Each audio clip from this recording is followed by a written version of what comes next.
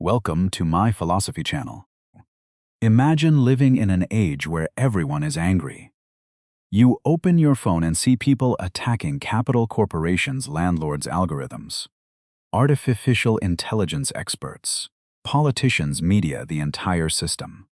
Everyone seems awake. Everyone has sharp words. Everyone knows something is wrong. But the next morning the alarm rings. Rent is still due, performance reviews still arrive. The platform still assigns orders, the office still measures output. Artificial intelligence still learns from human labor. The algorithm turns yesterday's anger into today's engagement. If a society is saturated with the language of rebellion, but holds almost no power to transform reality, is that rebellion still dangerous to the system, or has the system learned to feed on it? Modern anger can feel like awakening, but it can also become a permitted ritual of release. The question is no longer whether people are angry. The question is whether their anger can become organized power. This video runs a little long. If you stay with me to the end, you might see revolutionary freedom for what it actually is, not merely the refusal to obey, but the hard question of how people become powerful enough to change history. Chapter 1: The Age of Anger. A tired worker sits on the edge of their bed after midnight, bathed in the pale blue light of a smartphone, scrolling through a feed filled with fierce critiques of capitalism. They watch denunciations of corporate greed, algorithmic manipulation, and the endless treadmill of modern precarious labor. For a fleeting moment, they feel awake, convinced that millions of strangers are finally seeing the same broken machinery. But the next morning, the alarm rings in the dark. The rent is still due, the performance metrics reset to zero, and the platform dictates the day's schedule. The midnight anger has changed nothing about the physical conditions of their daylight existence. We are living through an era overflowing with anti-system emotion, yet we possess almost no structural ability to alter our survival. It was not always this fragmented. If we look back at the historical record from the 19th century to the 1960s, we see a different relationship between human frustration and social reality. During that long stretch of industrial history, the struggles of the working class and the improvement of their living standards rose in parallel. When thousands of people stood together outside a factory gate, their collective refusal forced the system to negotiate.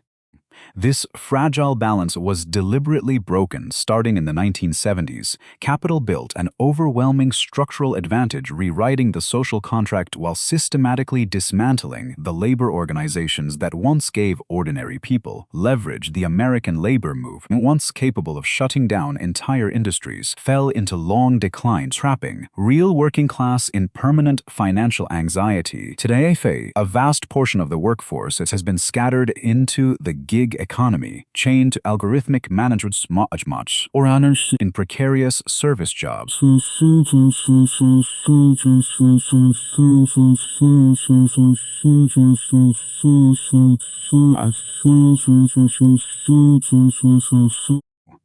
The modern worker faces relentless inflation, stagnant income, and the constant threat of artificial intelligence, rendering their skills obsolete.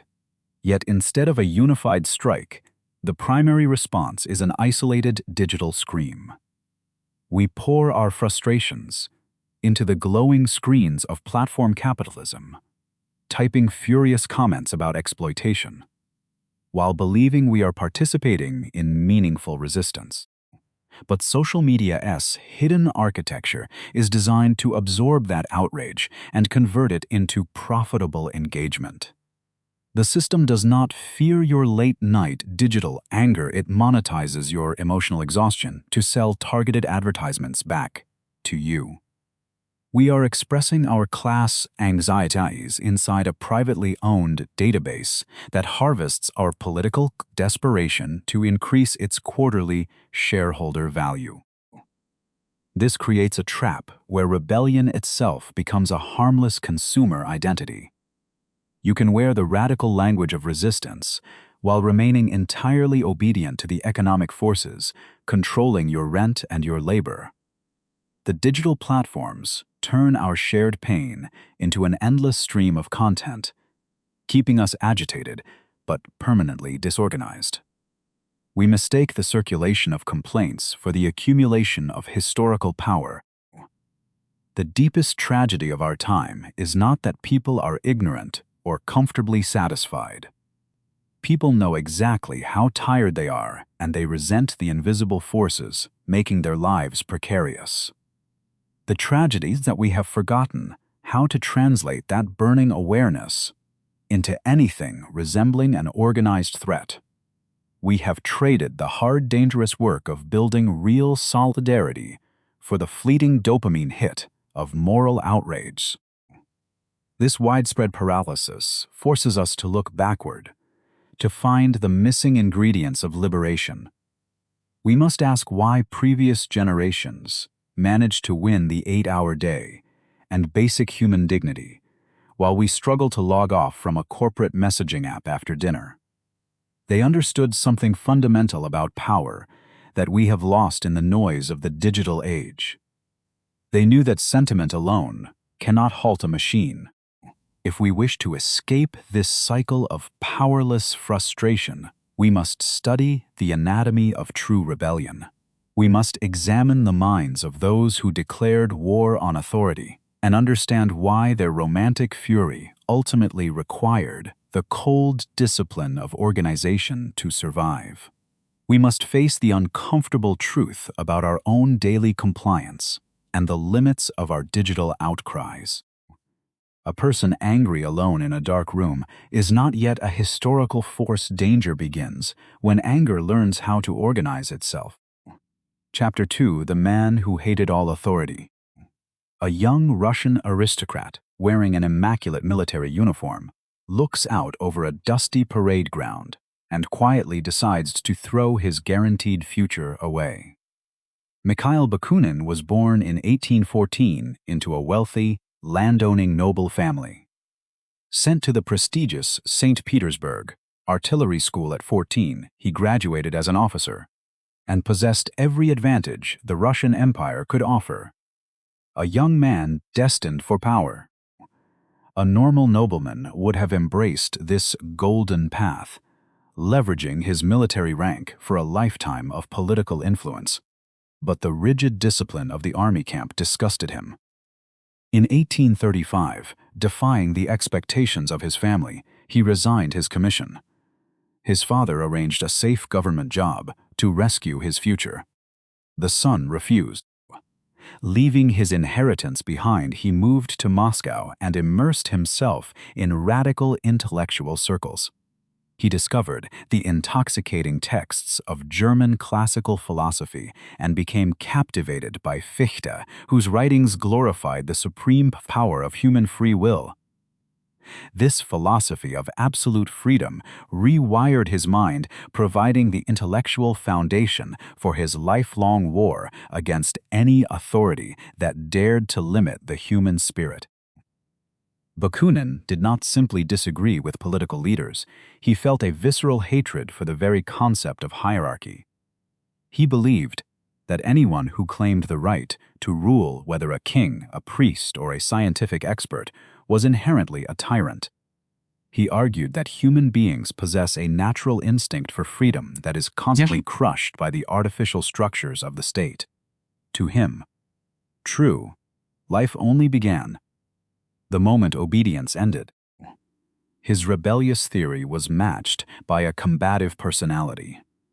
When he encountered early communist thinkers in Europe, he immediately attacked their vision of equality as vulgar and materialistic. He refused to accept a society where human beings were treated like cattle gathered around a collective feeding trough. He demanded a spiritual revolution, insisting that equality meant nothing if it did not also include the wild, untamed spirit of individual liberty. This psychological posture resonates deeply with the modern condition. We are evaluated by educational institutions, monitored by corporate HR departments, tracked by financial credit agencies, and guided by algorithmic platforms.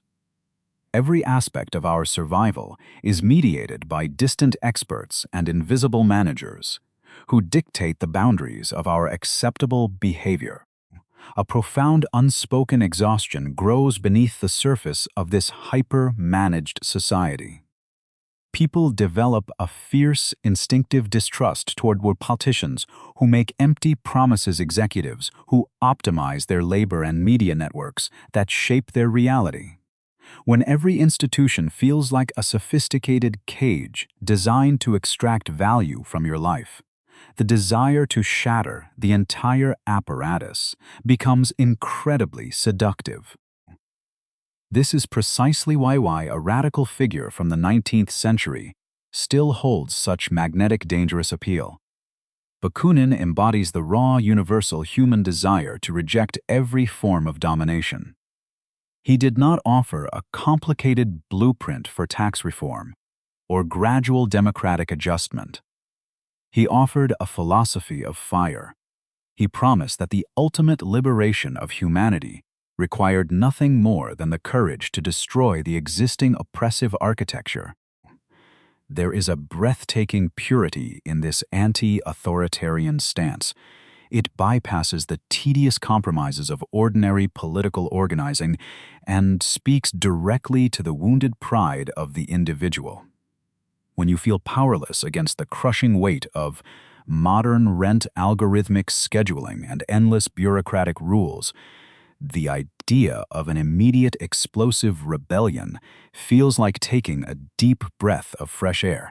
It promises instant dignity through the uncompromising act of refusal. We are drawn to this rebellious spirit because it validates our deepest frustrations without asking us to build a complicated alternative. Bakunin is frightening and magnetic because he gives language to the most dangerous sentence buried inside the human soul: I no longer wish to obey. Chapter 3. When Rebellion Becomes a Religion. A young fanatic slides a secretly printed pamphlet across a wooden table in Geneva, his eyes burning with absolute certainty. He speaks in low, urgent tones, convincing an older legendary revolutionary that saving the world requires abandoning all human pity. In the spring of 1869, Sergei Nechayev arrived in Switzerland, claiming to represent a massive underground army waiting to strike inside Russia. Bakunin was mesmerized by his uncompromising fire. Together, they began publishing a series of terrifying radical pamphlets, including the infamous Revolutionary Catechism. These texts did not outline a political strategy or propose a new democratic constitution. Instead, they glorified raw destruction, elevating common robbery to the status of a sacred revolutionary act. They argued that the desperate peasant thief was the only true rebel left in society, striking blindly against the structures of the autocratic state. At the core of their shared philosophy was a profound hatred for all academic theory and careful strategic planning. They believed that anyone who sat reading thick philosophy books or designing future societies was a useless coward who had lost the courage to act. The only thing that mattered was immediate, explosive, direct action. Liberation did not require understanding the world, it required destroying the world entirely. This total rejection of theory created a terrifying new moral universe. The Revolutionary Catechism demanded that the true radical be cold toward himself and merciless toward everyone else. He must sever all emotional ties, renounce all traditional affections, and view every person merely as a disposable tool for the cause. If you felt a single drop of pity for the old world, you were a dangerous traitor.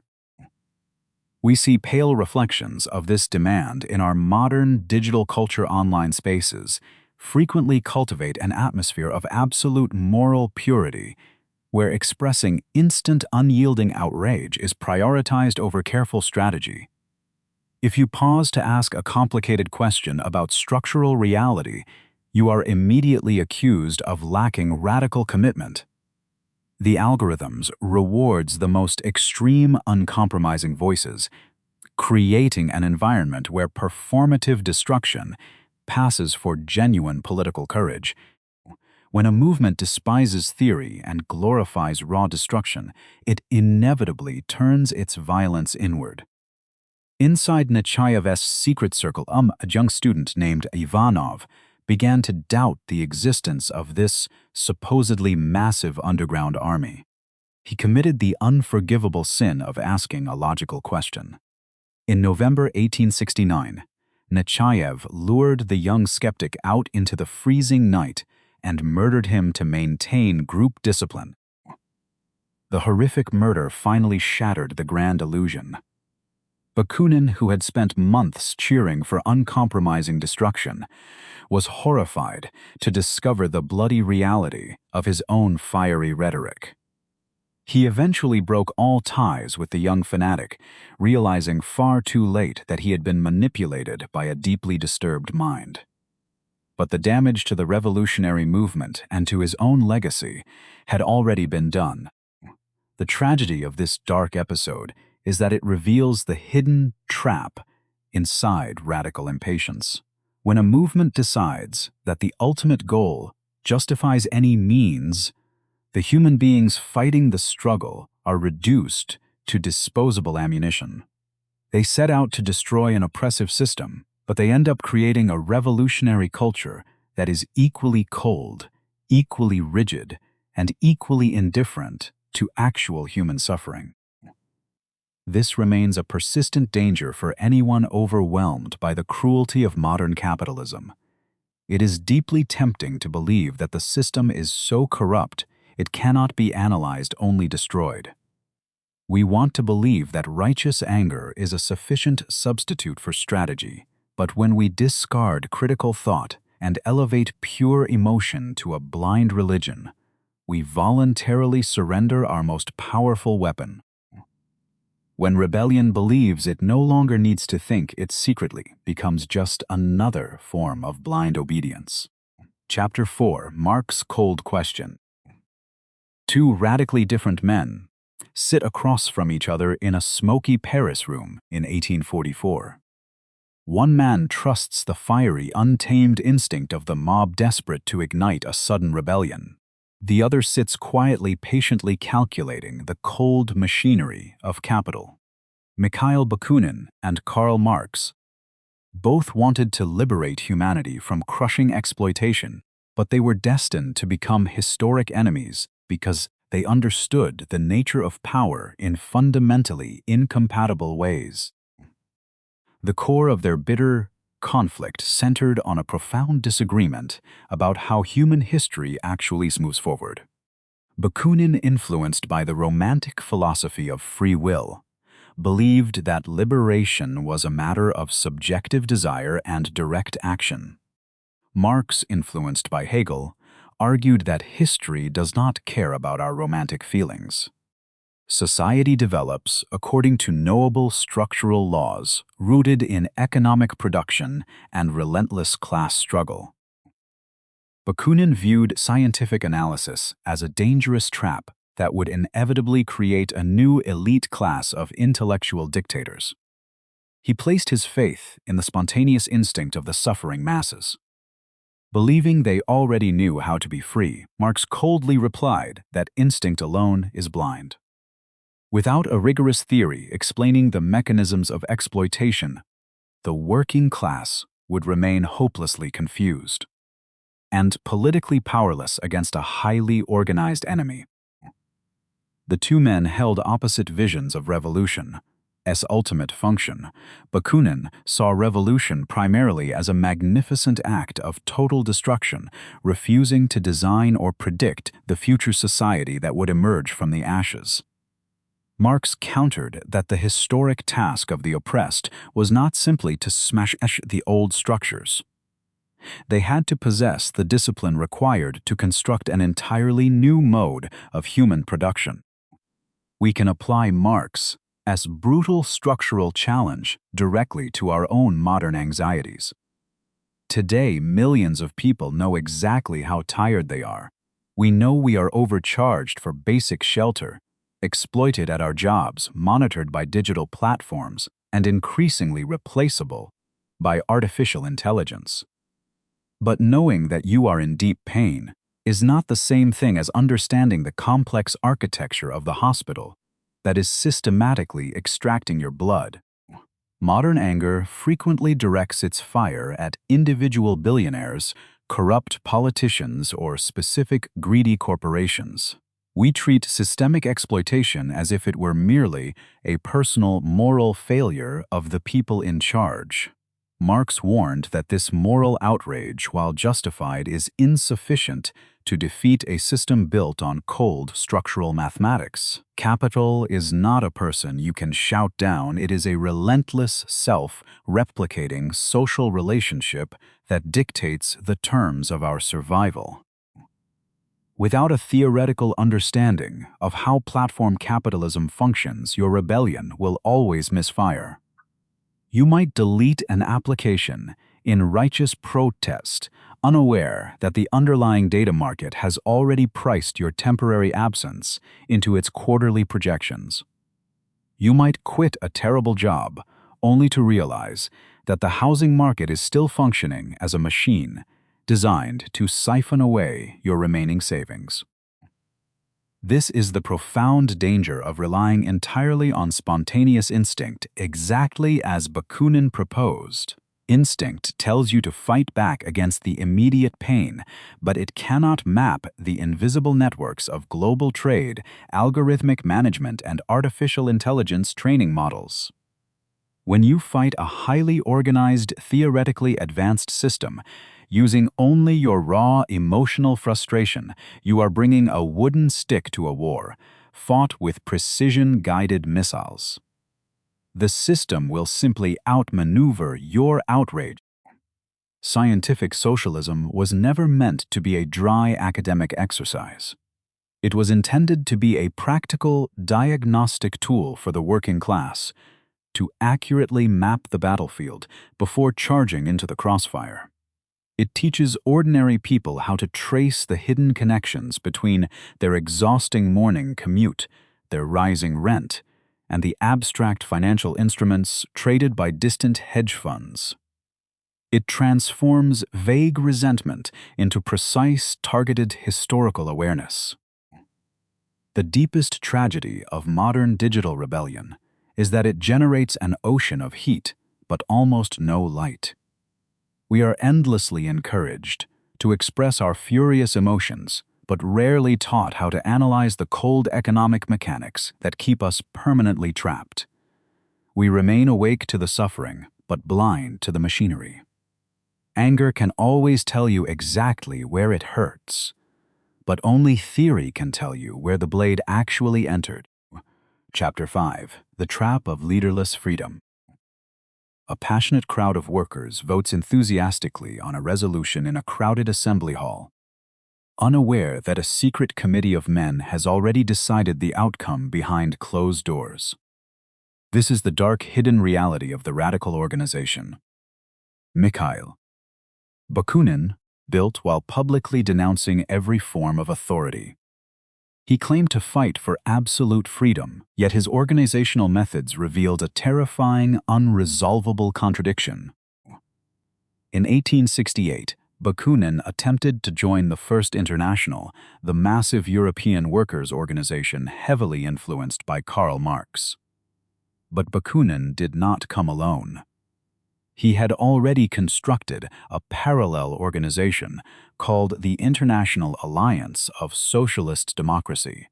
When Marx and Engels discovered this, they immediately recognized the danger. They refused to allow a secret, independent power center to operate inside the open workers' movement, knowing it would inevitably cause a fatal split. Bakunin responded with theatrical flair.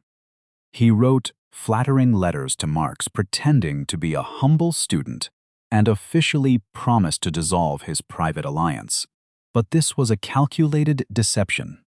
He publicly disbanded the lower visible levels of his organization, while secretly maintaining the hidden upper layers, a classified inner circle known as the International Brotherhood. A small group of loyalists he proudly referred to as his 100 Guards. This secret brotherhood was structured as a rigid pyramid of power. At the bottom were ordinary members who believed they were participating in a leaderless democratic movement. Above them were national committees, and at the very top sat the supreme executive leadership controlled entirely by Bakunin and his closest allies. The man who violently attacked Marx for trying to build a new state had quietly constructed an authoritarian state in the shadows. Marx and Engels ruthlessly exposed this hypocrisy. They pointed out the tragic irony of a leader who demands that young revolutionaries stop reading scientific theory while simultaneously demanding their blind obedience to his hidden commands. They warned that when a movement officially refuses to have public leaders, it does not actually eliminate leadership. It simply forces leadership into the dark, where it becomes an unaccountable substitute, general staff immune to democratic control. This historical warning is desperately relevant to modern digital organizing. We live in an era that romantically glorifies decentralized communities, leaderless protests, and open-source movements. We distrust formal institutions, so we build online networks that explicitly refuse to elect presidents, draft official charters, or establish formal rules of representation. We proudly believe that because we have no official leader, we have successfully eliminated the problem of power and domination. But power does not disappear just because you refuse to name it. In a supposedly leaderless online movement, formal authority is instantly replaced by hidden, informal authority. The person with the largest algorithmic following the loudest voice in the chat channel, or the deepest financial resources, quietly assumes control. Because they hold no official title, they cannot be voted out, criticized, or held democratically accountable. They rule through social influence and algorithmic visibility. When a community refuses to build a transparent structure, it becomes vulnerable to charismatic manipulation. This is the exact trap Bakunin built in the 19th century, replicated in modern activist circles. We mistake the absence of formal titles for the presence of actual equality. But equality must be structurally designed and maintained. It never happens by accident. A structureless group is inevitably hijacked by the loudest, most confident voices in the room. If you truly want to prevent a new elite from hijacking your movement, you cannot rely on the illusion of leaderless freedom. You must embrace the difficult, unglamorous work of building transparent democratic structures where power is clearly named, strictly limited, and deeply accountable to the majority. We must learn to distinguish between the superficial freedom of refusing to follow rules and the genuine freedom of deciding together how the rules should be written. Power never vanishes. It only returns in a form that is much harder to see. Chapter 6: The Worker Learns the Hard Way. Exhausted railroad workers walk away from the heavy iron trains in 1877, bringing the roaring engines of American industry to a dead stop with nothing but the collective stillness of their own bare hands. In the early 19th century, the American workforce consisted primarily of scattered artisans and independent laborers. Strikes, where illegal organized labor unions were virtually non-existent, and the isolated worker possessed zero leverage against their wealthy employer. But as rapid industrialization swept across the expanding nation, millions of European immigrants flooded into the cities and were absorbed into dark, dangerous factories into a massive, concentrated industrial class. As the crushing reality of factory life took hold, these workers began to demand basic human dignity. They fought bitterly for a 10-hour workday. And later the elusive 8-hour day. They did not simply ask for shorter hours, they recognized that their biological survival depended on securing time away from the brutal rhythm of the machines. Radical socialist ideas carried across the ocean by immigrants spread rapidly through soot-stained neighborhoods. In 1871, the Paris Commune sent a shockwave of political terror through the global ruling class. For 2 extraordinary months, the working class seized military control of a major European capital city. When the movement was finally crushed in blood, international governments and wealthy capitalists realized the terrifying potential of an organized labor force. They immediately responded by treating any form of worker organization in America not as a contract dispute, but as treason. This escalating tension finally exploded during the devastating economic depression of 1873. By 1877, railroad executives slashed worker wages yet again to protect their profit margins. In response, desperate railroad workers simply walked away and stopped the trains. The strike spread like wildfire from the East Coast to the West, paralyzing the national economy. The government deployed federal troops to violently break it. The Great Railroad Strike of 1877 was ultimately defeated, but it fundamentally changed the course of American history. It proved that when ordinary workers stopped moving, the arrogant machinery of capital stopped with them. The working class emerged as an independent, terrifying political force. They realized that individual suffering meant nothing but shared suffering when strategically organized contained the power to bring an empire down. Following this bloody defeat, workers understood they needed something vastly stronger than spontaneous emotional anger. Massive organizations like the Knights of Labor began to grow rapidly, attempting to unite both skilled and unskilled laborers across racial and gender divides. They realized that waiting for sympathetic politicians or benevolent factory owners to grant them rights was a fatal illusion. Every single concession had to be forcefully extracted through disciplined solidarity and constant pressure. Today, we have tragically forgotten this bloody historical record, mistakenly believing that our workplace miseries are purely individual failures of our own making. The dark factories of the 19th centuries of modern platform capitalisms have been replaced by algorithmic scheduling, tracked outcomes, performance systems, and expected to remain permanently accessible by aggressive outcomes on corporate messaging applications. The invisible digital leash has erased the hard miseries. The invisible digital leash has erased the hard-won boundaries of the traditional workday. We experience this modern exhaustion entirely alone. When a gig worker faces an arbitrary pay cut from an unseen algorithm, they cannot look across the factory floor and signal their coworkers to shut off the heavy machines. The platform architecture deliberately isolates us, turning collective labor into a fragmented, fiercely competitive digital survival game. We remain constantly angry at the invisible system, but without a shared organizational structure, our anger is absorbed by the algorithm. The brave men and women who fought the railroad barons understood a profound truth we desperately need to recover today. Moral outrage is useless against an opponent that only understands the cold mathematical logic of profit and loss. You cannot shame a machine, and you cannot guilt an algorithm.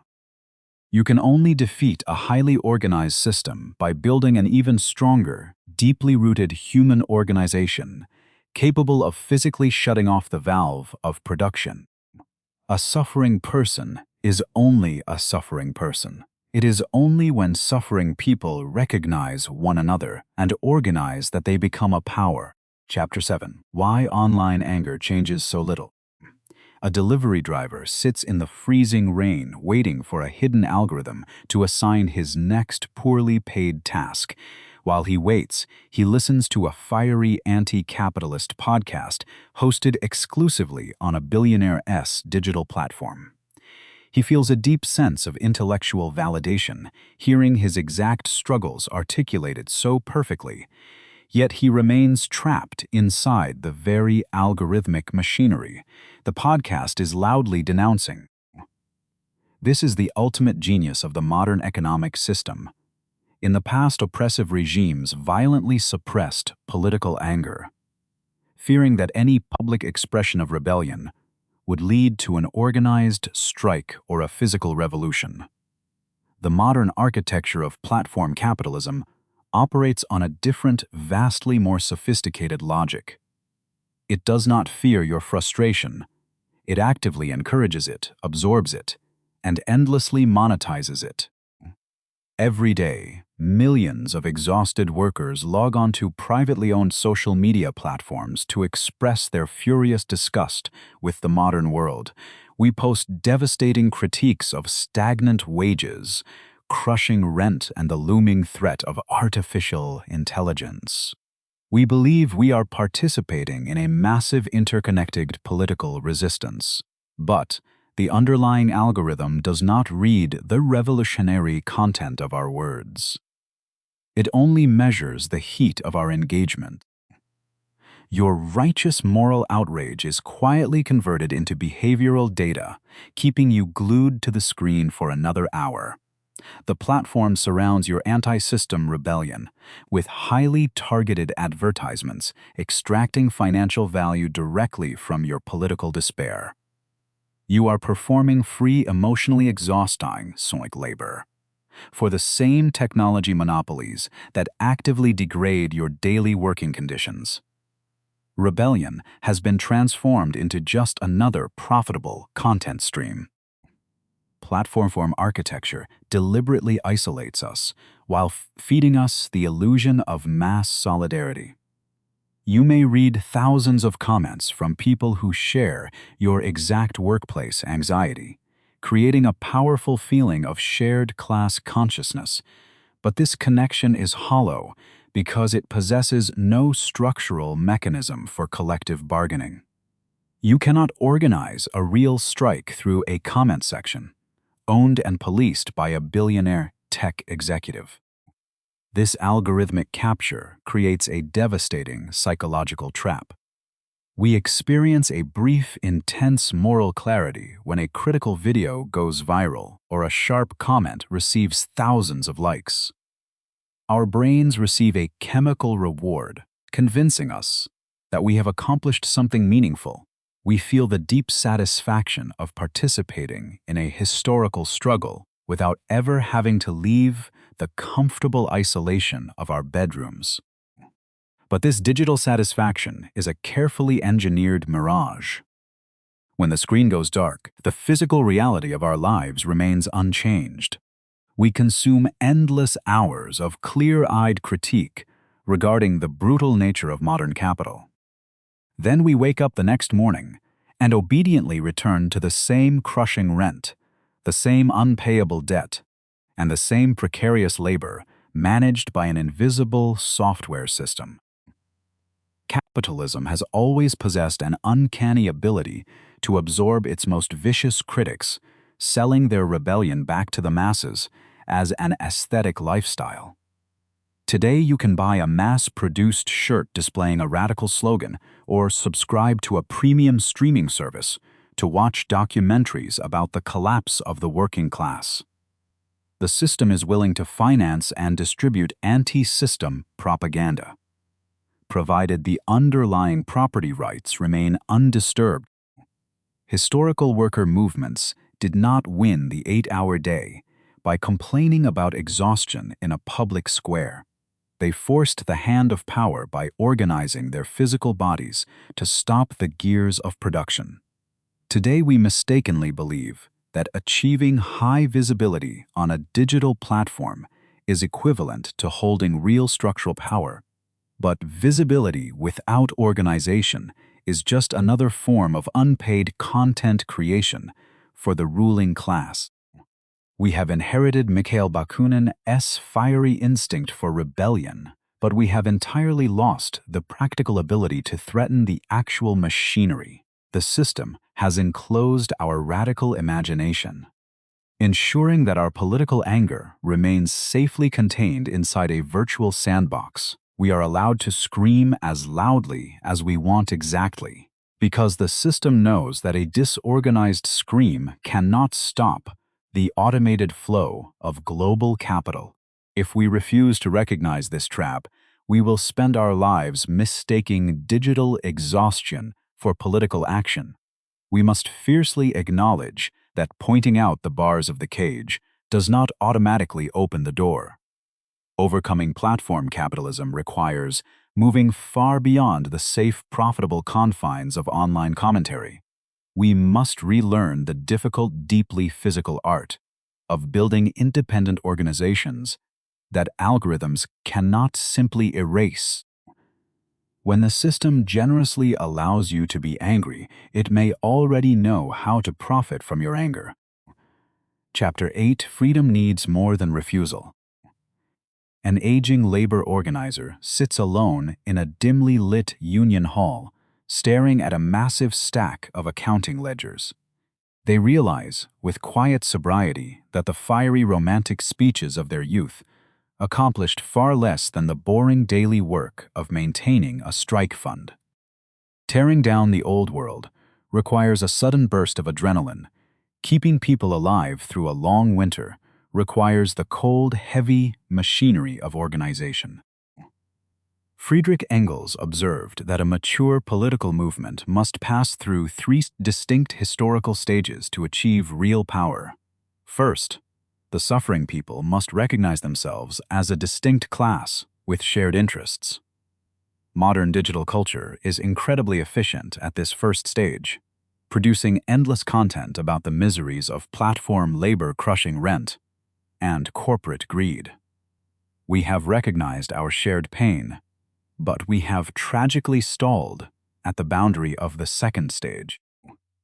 The second necessary stage requires organizing that shared identity into an independent political party deliberately separated from the ruling class.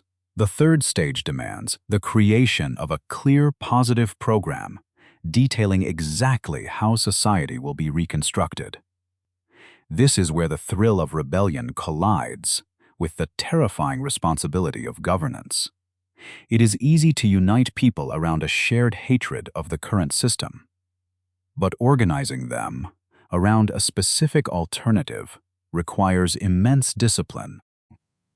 The history of the American labor movement provides a devastating warning about what happens when a movement fails to build this independent structure. In the late 19th and early 20th centuries, massive strikes terrified the industrial monopolies. But instead of building independent political power, many labor organizations were seduced by a cultural tradition that desperately wanted to believe in class cooperation. They traded their political independence for minor temporary legal reforms. Once a movement surrenders its political independence, the original radical energy is slowly drained away by professional managers. Over decades, powerful union leaders transformed from militant organizers into comfortable political insiders. They signed contracts that traded away the right to strike in exchange for minor wage increases, so acting as labor managers for the capitalist class. The movement stopped trying to replace the system. And settled for renting a slightly more comfortable room inside it. Today we are repeating this exact historical failure under the sleek guise of digital independence. Millions of workers are classified as independent contractors, freelancing from their laptops or driving for algorithmic platforms. We proudly celebrate this arrangement because it feels like freedom from the traditional corporate boss. We have refused the visible authority of the office manager, only to become dependent on the invisible, unchallengeable authority of a privately owned daily income. Determining our daily income. This is the ultimate limit of Bakunin's romantic anti-authoritarianism. Refusing to obey a human boss is a vital first step toward dignity, but it does not alter the ownership of the tools required for survival. When you quit a terrible job without joining a broader organizational structure, you are not destroying the machinery of capital. You are simply stepping out of the factory alone, walking directly into a winter landscape where you possess zero collective warmth. Real freedom is never merely the negative act of tearing down. True liberation requires the difficult, unglamorous, deeply boring work of building independent institutions that can actually sustain human life. It means organizing strike funds, creating mutual aid networks, establishing democratic decision-making structures, and learning how to hold our own leaders accountable. We must transition from the intoxicating poetry of sudden destruction to the heavy, complicated prose of actual construction. This transition demands a profound psychological shift that many modern radicals are terrified to make. Building an organization means trusting other flawed human beings, enduring endless, frustrating meetings, and accepting that progress is rarely pure or immediate. It requires sacrificing the pristine moral high ground of the isolated critic to get your hands dirty in the messy reality of collective action. You must surrender the perfect revolution in your head to build an imperfect union in reality. A person angry alone in their room can write a brilliant critique of the system, but they cannot force the rent to stop rising.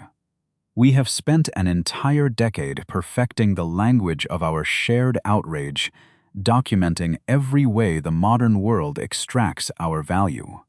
But until we learn how to bind our fragile, individual rebellions into a heavy, unbreakable political structure, our anger will remain nothing more than a profitable aesthetic.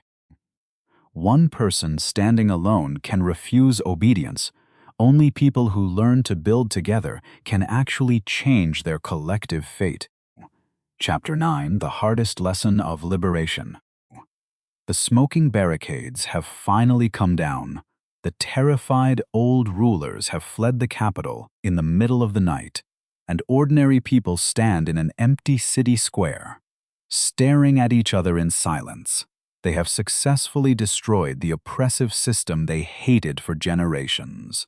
But as the morning sun rises, a terrifying realization washes over the exhausted crowd. They now have to run the entire world.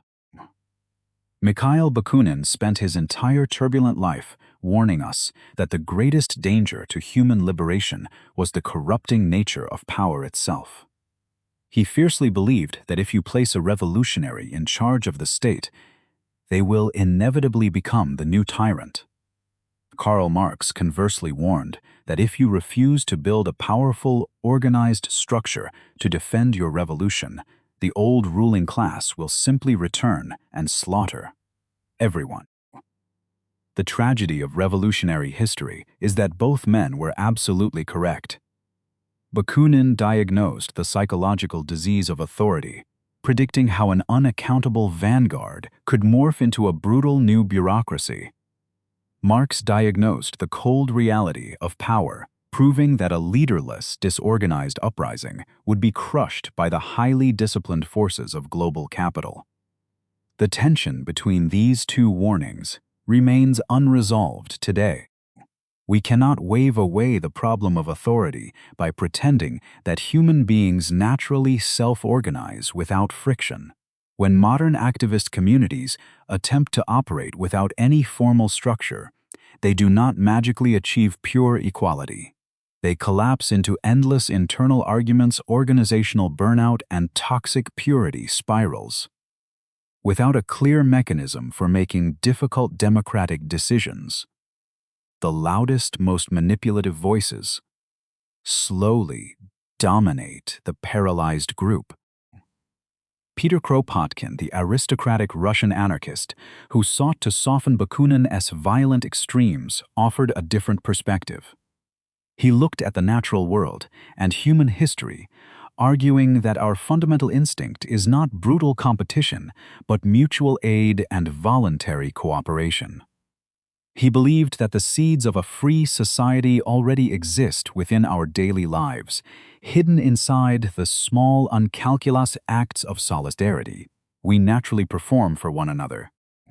Some modern radical theorists have expanded on this idea, suggesting that true liberation is not a distant utopian destination we reach at the absolute end of history. Instead, they argue that communism or anarchism is simply the ongoing daily movement of ordinary people resisting the commodification of their lives. It is not a final state of perfection. It is the continuous, messy, practical act of building human relationships outside market logic. This shifts the burden of freedom away from the grand destructive romanticism of the 19th century and places it directly into our ordinary hands. Our historical task is not to wait for a spectacular collapse of the global economy, nor to follow a secret vanguard into a violent uprising. Our task is to patiently build resilient, democratic structures in our own workplaces, neighborhoods, and digital communities that replace the logic of extraction. If we want to escape the grip of platform capitalism and algorithmic management, we must embrace the heavy, complicated responsibility of governance. We have to learn how to hold meetings that actually reach conclusions, how to hold leaders accountable without tearing them apart, and how to maintain group discipline without crushing individual dignity. We must master the deeply unglamorous art of working with people. We do not necessarily like. We have spent our entire lives mastering the language of political anger, and we have perfected the art of the digital critique.